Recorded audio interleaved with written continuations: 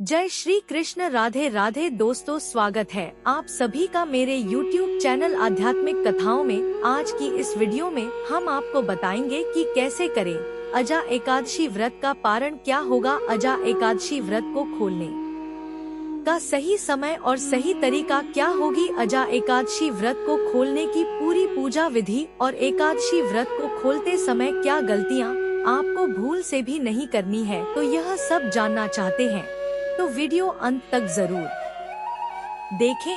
अजय एकादशी का व्रत रखकर भगवान विष्णु की पूजा की जाती है। इनमें भाद्रपद मास में आने वाला यह अजा एकादशी व्रत सबसे खास है। इस एकादशी में भगवान विष्णु की पूजा करने से समस्त देवी देवताओं समेत नाग, किन्नर और पितरों की भी पूजा हो जाती है। स्वयं भगवान श्री कृष्ण ने अजा एकादशी व्रत की महिमा के बारे में महाभारत में युधिष्ठिर को बताया है कि अजा एकादशी व्रत को रखने और केवल इस व्रत की कथा को सुनने मात्र से अश्वमेध यज्ञ करने का फल मिलता है। अजा एकादशी का व्रत रखने से सभी प्रकार के ऐसे पिछले जन्मों के बुरे कर्मों से मुक्ति मिल जाती है जो इस जन्म में आपके दुखी और कष्टम जीवन के कारण बनते हैं और जीवन में सुख समृद्धि की वृद्धि होती है। इस बार भाद्रपद मास के कृष्ण पक्ष की अजा एकादशी में खास तौर पर विजय मुहूर्त का निर्माण हो रहा है। इस योग का निर्माण दोपहर 2:01 से दोपहर 2:58 तक हो रहा है। आइए अब जानते हैं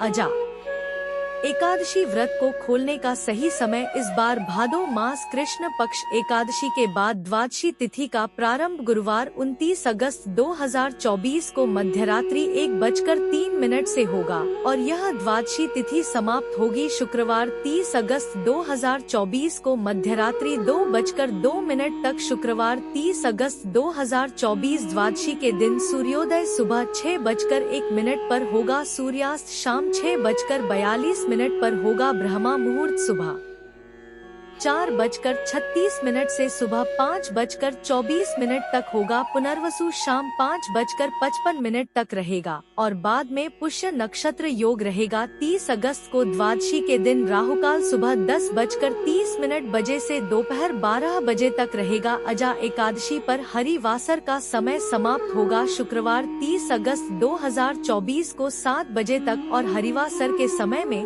एकादशी के व्रत का पारण नहीं किया जाता, इसलिए इस बार अजा एकादशी व्रत को खोलने का शुभ मुहूर्त होगा शुक्रवार 23 अगस्त 2024 को सुबह 7 बजे से सुबह 10:02 के बीच। इसी शुभ मुहूर्त में आपको अजा एकादशी का व्रत खोलना अत्यंत आवश्यक है, क्योंकि द्वादशी तिथि के शुभ मुहूर्त में अजा एकादशी का व्रत न खोलने से पाप लगता है और एकादशी व्रत का फल नहीं मिलता। 30 अगस्त को सुबह 10:30 बजे से राहु काल शुरू हो रहा है और राहु काल में भी अजा एकादशी का व्रत नहीं खोला जाता है। आइए अब जानते हैं अजा एकादशी के अगले दिन यानी द्वादशी के दिन इस एकादशी व्रत को खोलने की यानी अजा एकादशी व्रत का पालन करने की पूरी पूजा विधि। एकादशी व्रत का पालन करने से पहले यह ध्यान रखें कि मुहूर्त के हिसाब से द्वादशी तिथि शुरू हो चुकी हो। अगर द्वादशी तिथि सूर्योदय से पहले ही समाप्त हो गई हो तो एकादशी व्रत का पारण सूर्योदय के बाद करें। इस बात का खास ख्याल रखें कि द्वादशी तिथि के अंदर ही पारण न करना पाप करने के समान होता है, इसलिए द्वादशी तिथि के शुभ मुहूर्त के अंतर्गत ही एकादशी व्रत का पारणा करें, तभी आपको एकादशी व्रत का पुण्य मिलेगा, अन्यथा आपका एकादशी व्रत मान्य नहीं होगा। एकादशी व्रत का पारण समय प्रातः काल का ही होता है। व्रत करने वाले श्रद्धालुओं को मध्याह्न यानी शाम के दौरान व्रत तोड़ने से बचना चाहिए। अगर किसी कारण से कोई प्रातः काल यानी सुबह के समय पारण नहीं कर पाया है तो फिर उसे मध्याह्न यानी शाम के बाद ही एकादशी व्रत का पारणा करना चाहिए। एकादशी के अगले दिन सुबह जल्दी उठकर पहले स्नान करके तुलसी देवी जी को जल अर्पित करें, क्योंकि गर्मी के समय में पूरे दिन बिना जल के रहने से देवी तुलसी सूख सकती हैं और एकादशी की 2 तिथियों पर तुलसी देवी को जल नहीं दिया जाता, इसलिए द्वादशी की तिथि पर सबसे पहले तुलसी देवी को जल देना आवश्यक है। फिर तुलसी महारानी को फूल चढ़ाएं और उनकी आरती करके उनकी 7 बार परिक्रमा करें। तुलसी देवी की रोज परिक्रमा करने वाले मनुष्य को कभी यमराज के दर्शन नहीं करने पड़ते। और अब विष्णु जी की पूजा के लिए तुलसी देवी के कुछ पत्ते ले ले। अब भगवान विष्णु को स्नान करवा के उनका पीले वस्त्रों से श्रृंगार करें, उनको पीले फूल और चढ़ाएं, फिर भगवान विष्णु की आरती करें और आरती के बाद जाने अनजाने में एकादशी के व्रत के दौरान आपसे हुई सभी गलतियों की करुणा में भगवान श्री हरि विष्णु से क्षमा मांगे। भगवान विष्णु से क्षमा मांगते हुए आपको यह मंत्र बोलना चाहिए। आवानम ना जानामि विसर्जन पूजाम जवम ना जानामि श्रम परमेश्वर मंत्रहीनम क्रियाहीनम भक्तहीनम जनार्दन पूजित मया देव परिपूर्ण तत्स्तु में इस मंत्र को अपनी पूजा खत्म होने के बाद आपको 7 बार बोलना चाहिए। इसके बाद भगवान विष्णु से यह एकादशी व्रत स्वीकार करने की प्रार्थना करें। आइए अब जानते हैं कि क्या खाकर आपको एकादशी का व्रत खोलना चाहिए। द्वादशी के दिन भगवान विष्णु जी को घर पर सात्विक तरीके से बनाए गए पकवानों का भोग लगाएं। यह पकवान मीठे या नमकीन दोनों हो सकते हैं। यदि आप द्वादशी के दिन मीठे चावलों का भोग भगवान श्री हरि विष्णु को लगा सके तो यह और भी अधिक शुभ होगा, क्योंकि द्वादशी के दिन पीले या मीठे चावल खाना बेहद शुभ होता है। एकादशी में चावल खाने पर रोक है, इसलिए एकादशी व्रत को खोलते समय चावल खाकर व्रत खोलने का नियम है। मान्यता है कि एकादशी के दिन चावल खाने से शरीर छोड़ने के बाद वह मनुष्य रेंगने वाले जीव के रूप में जन्म लेता है, लेकिन वहीं द्वादशी को चावल खाकर एकादशी व्रत को खोलने वाला मनुष्य मोक्ष को प्राप्त करता है। आपको एकादशी व्रत का पालन करने के लिए पकाए जा रहे भोजन में गाय के शुद्ध देसी घी का प्रयोग ही करना चाहिए। यह सेहत के लिए भी अच्छा होता है। आंवले के पेड़ पर भगवान विष्णु का वास होता है, इस कारण आंवले का भी एकादशी के व्रत में विशेष महत्व माना गया है। इसलिए एकादशी व्रत का पालन करने के दौरान आप आंवला भी खा सकते हैं।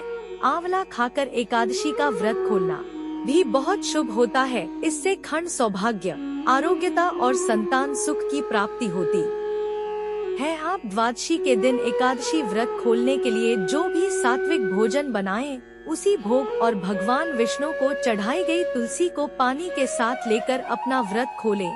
सबसे अच्छा पारण तभी होता है जब आप भगवान श्री हरि विष्णु के चरणों में चढ़ाई गए तुलसी देवी को जल के साथ ग्रहण करके अपना एकादशी का व्रत खोले। पर एकादशी व्रत का पारण किसी मीठी चीज से भी किया जा सकता है, बस शर्त यह है कि वह मिठाई सात्विक तरीके से और संपूर्ण शुद्धता के साथ बनाई गई हो। अच्छा यही होगा कि कुछ पकवान या मिठाइयाँ घर पर ही सात्विक तरीके से इस दिन के लिए बनाई जाए। व्रत के पारण के लिए आप भगवान श्री हरि विष्णु को भोग में मिठाई और मौसमी फल भी दे सकते हैं।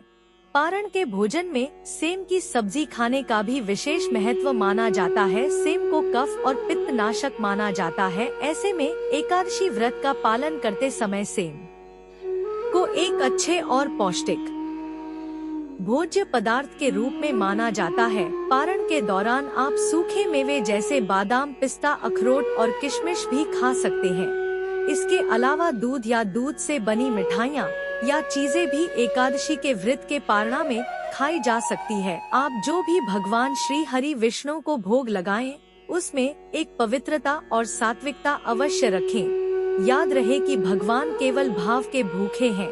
आप जो भी भोग लगाएं, संपूर्ण भक्ति भाव और श्रद्धा के साथ तुलसी देवी का पत्र उस भोग में रखकर ही भगवान विष्णु को उसका भोग लगाएं।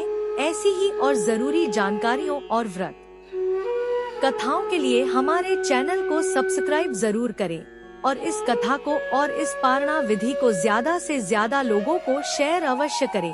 हम मिलते हैं आपसे अगली वीडियो में। तब तक के लिए सब प्रेम से बोलिए जय श्री कृष्ण, राधे राधे कृष्णा।